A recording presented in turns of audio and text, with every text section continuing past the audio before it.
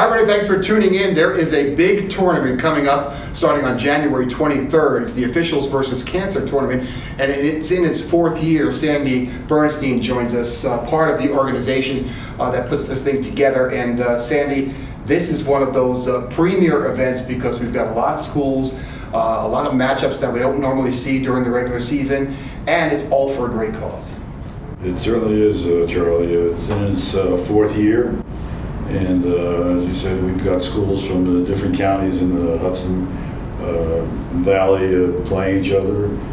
Games such as we got to see Poughkeepsie playing in Newburgh again, and the old Arlington FDR rivalries. There's some good games in there that, because of league alignments right now, we don't see anymore.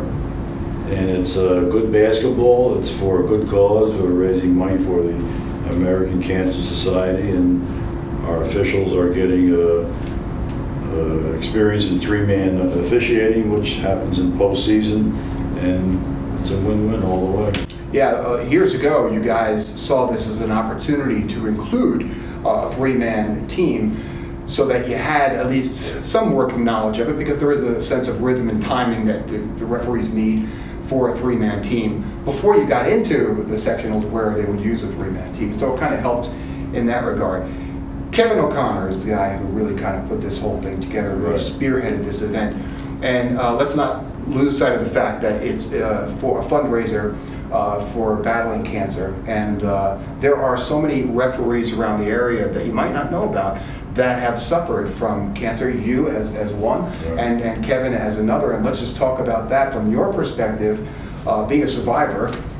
Just tell us what your story was and how it happened. Well, I'd lost a close friend of mine who I had played golf with for around 30 years to cancer, prostate cancer, and it made me aware of getting screened periodically, which I started to do because of what happened to him. And lo and behold, in about 2 or 3 years, they did detect some prostate cancer, and I was treated for it via the radiation and the seeds procedure, and we got rid of the cancer, thankfully. It's not all a win-win. There are certain after effects you have, and I still live with them today, but it certainly beats the alternative. Yeah, and Kevin had a unique situation as well. Kevin had a very difficult problem. I think it related to his throat and sinus area, and it was a tough one with him. He's a real battler. Fought it back, and he licked it, and of course it gave him some incentive to do something with creating a tournament like this. And I think between the tournament and finding a way to get our three men officiating for postseason, that was the impetus for Kevin, and he really went after it, and we've got it now. Yeah, and if you take a look at Kevin, if you see him around, you'd never know he suffered from cancer. I mean, the guy, he looks like he's in really good shape. It's wonderful. Does he? All of the money goes towards cancer research. All of the referees donate their time. That's right. You've raised over $30,000 The last 3 years. in the last 3 years, and just continuing to do it now. There are some great matchups that we're going to see. Poughkeepsie Newburgh, which will be on the 2nd. So we got Saturday the 23rd, and that will be at Dutchess Community College. And then on Sunday, the 31st of January, it'll be at SUNY New Paltz. Sunday, the 2:15 game, I think it is, right? That's the Newburgh Poughkeepsie game? Exactly. Yeah, and that, you always know when those two cities get together, it's always makes for great basketball. The way the leagues were aligned at one time, Charlie, you wind up with one division in the Dutchess County scholastically playing another. And inevitably, I don't know if they had it divided up with large schools, small schools, but it wound up being a Poughkeepsie-Newburgh final that would be played at Marist. And we literally had about 3,500 people attending those games. There was such interest in it. Yeah. There was such a demand for tickets that people were looking for all kinds of ways to get tickets in there. It was really something. It's hard to believe for a high school basketball, but we packed Marist College at one time. Yeah, that was back in the Red Fox days. What was it called? The Red Fox Red tournament. Fox tournament, yeah. Bob DeRico had kind of spearheaded that because of his affiliation with the Red Fox Club. And then it kind of evolved into this great cause. And if people want to get involved, if they want to be able to donate, if they want to be able to help, if they want to be able to contribute in way of sponsorship, where do they go and what do they do? Well, they can make a contribution through our organization, which is IABO 114. They can attend the tournament for starters. Yeah, that's the first thing, right? And of course, if sponsorship ads, they can send them to IABO 37 Carmen Drive in Poughkeepsie.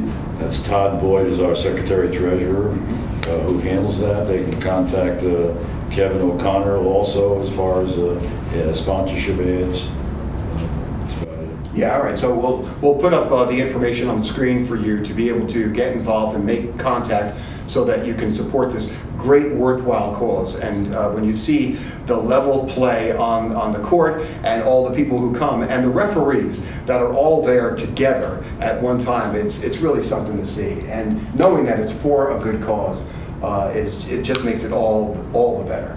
I think you mentioned before, Charlie, it's affected our organization. We've lost several members to cancer. And I think I mentioned to you before the article that the Hudson Valley Report ran the last couple of days on Tony Kutch, who was the soccer coach and a longtime teacher and educator in the Spackenkill. He just succumbed to cancer also. Yeah, and you know, it's one of those things that you need early detection.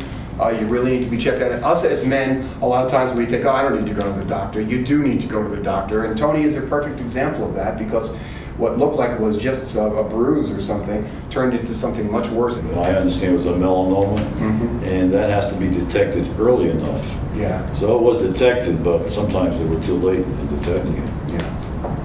Yeah. So once again, great cause. Worthwhile cause for you to get behind. Make sure you get out and support this event. Two great venues with plenty of parking and easy access to both gyms at Dutchess Community College and at SUNY New Paltz. And they're on the 23rd and the 31st. Here's a look at the teams that are competing. And let's take a look at that. You've got on the first day, Millbrook and Marlborough, should be a good one. John Jay against Cornwall, the next game. FDR against Arlington, that's the one Sandy was talking about. Always a good matchup in the day when they used to play against each other in section. Red Hook and Middletown, that concludes for January the 23rd. Moving to Sunday, January 31st at SUNY New Paltz, and what a great facility that was. Saugerties and Lords, that's a great matchup that we get to see. Poughkeepsie and Newburgh, obviously, a really good one. Kingston and Wallkill should be good. And then New Paltz and Ketchum, another matchup that we wouldn't normally see, but we get to see it because you guys were able to coordinate this event, officials versus cancer.